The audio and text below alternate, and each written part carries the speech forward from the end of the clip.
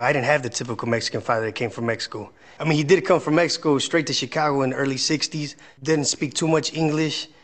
A big Beatles fan, big rock and roll fan. And my father's pride and joy was a collection of 45 records that he had. He had over 300 of them stored in crates.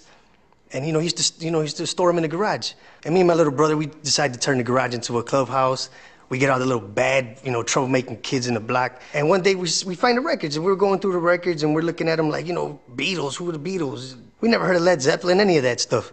So we decided, you know what? Let's go in the alley and have a record fight. We're in the alley having a record war, records flying everywhere.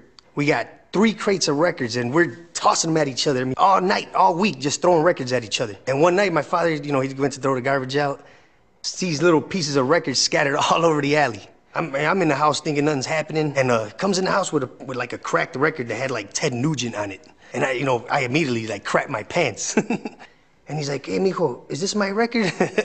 I'm like, "Yeah, pa, those are the old ones that you have in the garage." He's like, "¿Por qué están quebrados?" I'm like, we were throwing them at each other. We had a record fight. I thought you didn't want them anymore. They say 1965 on them. I'll tell you right now, my father still brings that incident up to this day. ¿Te acuerdas mis pinches discos, cabrón? Oh my God, it hurts me to just even think about it, because out of 345 records, he's got like 10 left.